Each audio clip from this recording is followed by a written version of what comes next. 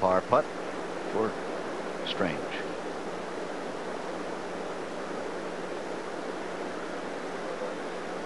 Uh-oh. And now he'll go to 4 under, 5 shots out of the lead.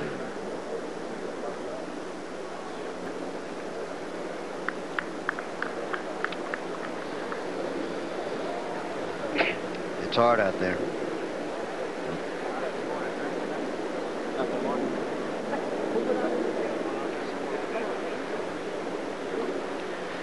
Right now we're going to continue our series of lessons from the great Bobby Jones, extracted from his movie instructional of the early 1930s. Today, a word on ball position for the tee shot.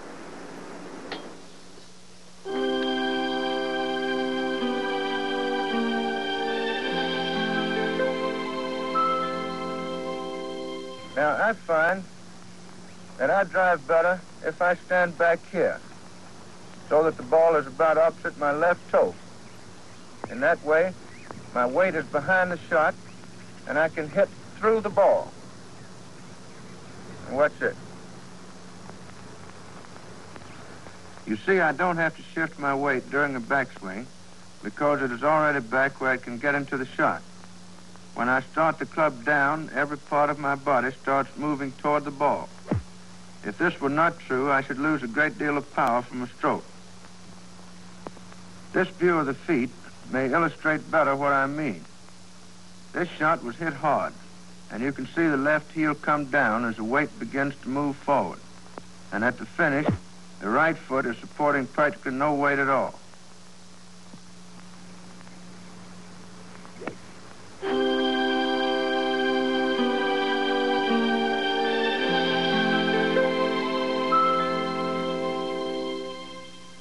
Arnold at age 34 clings to a 1-stroke lead in the U.S. Open Golf Championship. Billy Ray Brown second. Hale Irwin third. He's had 4. Has Irwin.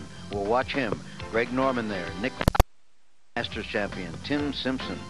Curtis Strange needs a couple of birdies to get into it again. Steve Jones shot a 67 today. Second shot, Mike Donald on the 6th. Par 4, 445.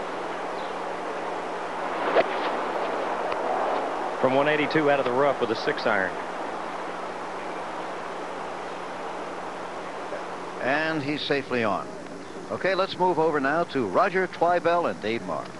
Thank you very much, Jim, and hi, everybody. And David, the wind has finally kicked up here outside of Chicago, and the players are starting to show some signs of maybe not so much physical fatigue, but a little mental fatigue. Well, that's what it does to you. The U.S. Open will wear you out eventually. It's 4 days of intense pressure, but the wind may have come up too late. With the rain last night, it's still playing a lot softer than Medinah deserves to be played. But I think that surprises maybe Mike Donald and Billy Ray Brown and Mark Brooks. I think they surprised the people as how well they're holding up. I'm not surprised. All 3 of those young men are very fine players. And there is, as you see the flags blowing here for the first time this week, you can read them. They're blowing straight out. But that's going to present a problem coming down the stretch, Roger. We'll get to that in a minute. And this is Curtis Strange on the 8th hole.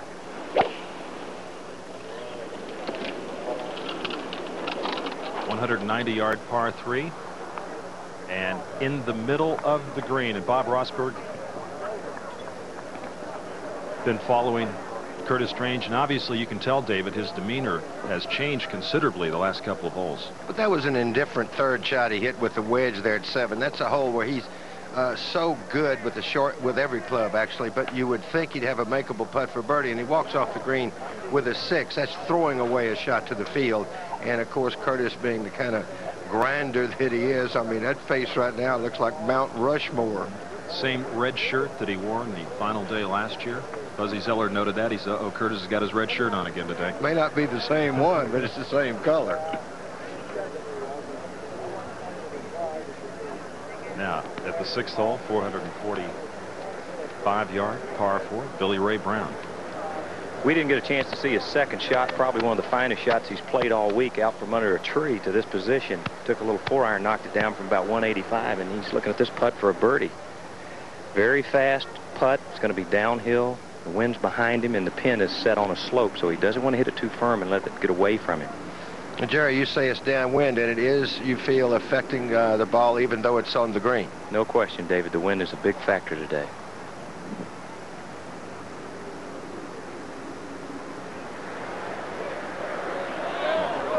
When you get greens this fast, the wind is definitely going to affect the speed of a putt, whether it's into the wind or downwind. Now, Tom Seekman at the 10th hole, 577-yard par 5. You notice the tape on his right wrist. Tom told me this morning he's been battling tendonitis for the past 2 months. He says it's been a little bit better this week.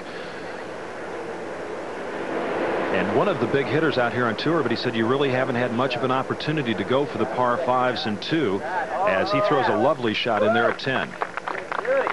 He's been kind of a streaky player in his career, good-looking player, but has it been his wrist that's bothered him, or it's just health been problems? No, just been recently. One of his problems has been he told me last year he basically has been hitting the ball too far. He feels that sometimes with his short irons and he doesn't have control of them, gets them too high. As we move back now to Mike Donald for birdie at the 6th hole, and this would move him 2 shots in front of Billy Ray Brown. Plus, it would be the first time in the history of the United States Open that someone got to 10 under par. As best those USGA historians can tell. Oh, man. Now he'll tap that in for his par. I'll tell you, Mike was determined after that opening round not to let happen to him what happened at Augusta in the 2nd round. And he's one of the all-time grinders out there on the PGA Tour, but the talent is starting to come through, too. As we go now to Seve Ballesteros at the par 5 14th, his 3rd shot. And, of course, Seve ran into some trouble early with the double bogey at the 2nd hole and immediately lost 3 shots. Was 3 under when the day began. That shows you just can't tell, Roger. I talked to him on the putting green. He was in an excellent mood. He couldn't wait to get out there, and talking about the wind blowing and how he thought that was an advantage for him and the better players. And this crazy game that you get into right away, you hit the wall at the 2nd hole for a double bogey. Now Nick Faldo at the 10th hole, his 3rd shot.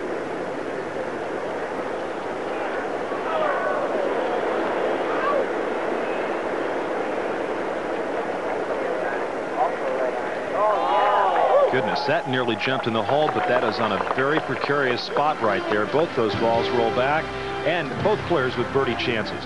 We'll return with more golf action from the 1990 U.S. Open Golf Championship after this message and a word from our ABC station. And we welcome you back to Medinah. The final round of this 90th Open Championship. Nick Faldo for birdie at 10.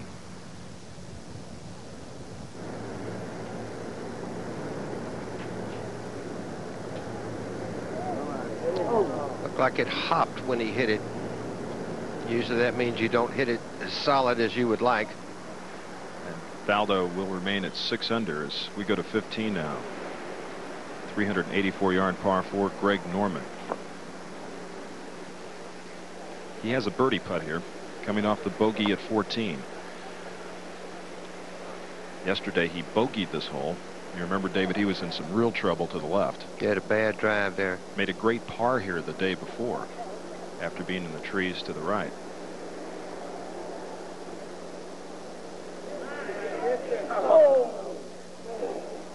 You don't know, obviously, what the winning score may be, but it would certainly be something if Greg Norman were to get a birdie between here and the clubhouse and get 281 on the board. Well, you see what his Sunday scoring ranking is. You know, there was a horse called Sunday Silence. If he ever gets into that business, they'd get one called Sunday Noise, because that's when he makes it.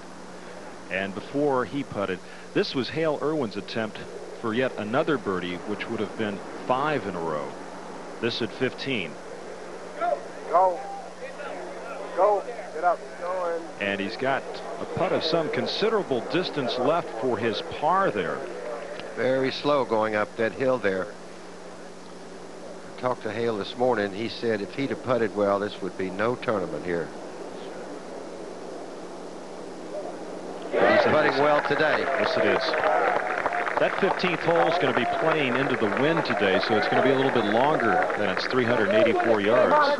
And Hale Irwin remains 2 shots back of Mike Donald at 7 under par. Hale played in the Open here in 1975 as we move to the tee at 8 and Tim Simpson.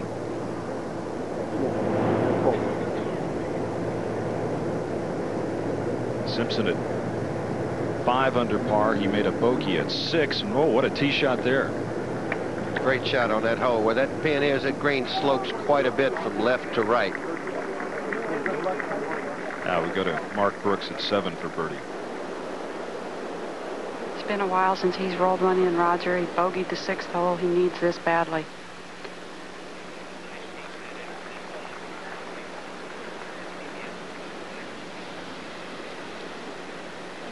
Oh. Yeah, Judy, he felt so good about his putting. I was talking to him on the putting tee before the round today, and he said, here, take this putter. He says it's good.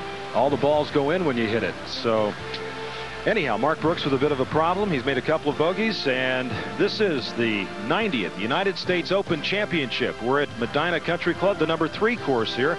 The 3rd time an Open has been held, and Mike Donald with a 1-shot lead. Some great names and so many possibilities on this Sunday afternoon in Chicago. The wind has finally started to blow. Will that 17th hole be the big factor coming in? We saw it jump up and grab Scott Simpson and Jeff Sluman yesterday. And we'll move to the tee at 11 in Nick Faldo. The wind helping the player here, Roger. Downwind blowing to the player's left. Makes it an easy tee shot and a good birdie opportunity today.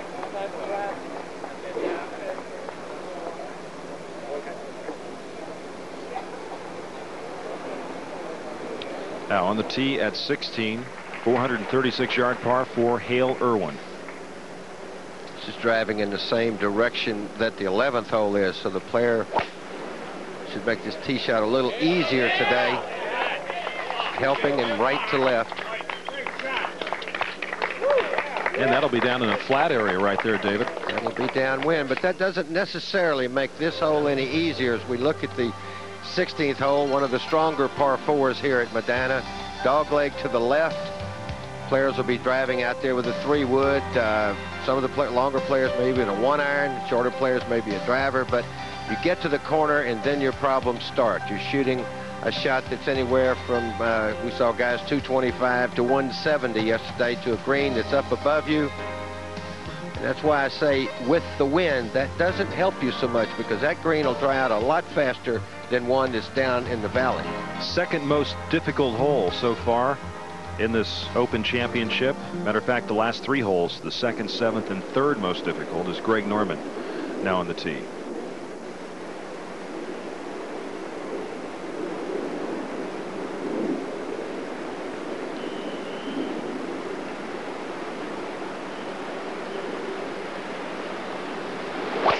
Greg birdied this hole yesterday. He may have taken it over the trees there, because it's time, first of all, to win the tournament. He's got to beat Hale Irwin, the man he's playing with. Don't know where that finished. And we'll move to the 8th hole, the par 3. Tim Simpson with a beautiful tee shot. This for birdie to get back to 6 under.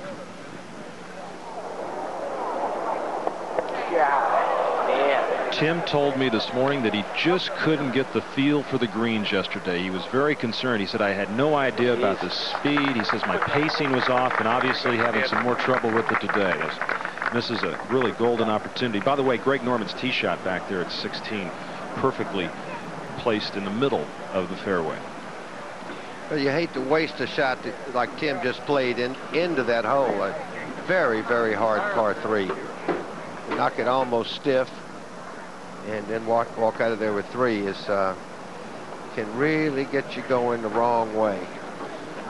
Mike Donald, 1 shot ahead of Billy Ray Brown. They're our final group of the day. Curtis Strange, what are his chances to make it 3 in a row now, as he is 5 shots back?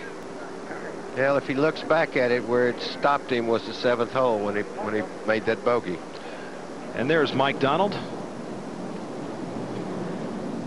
Mike with 107 to the flag, playing his 3rd shot here on the 7th hole. He has a sand wedge out. The pin is all the way in the back right portion of the green. Pretty easy shot for Mike, although it's playing downwind.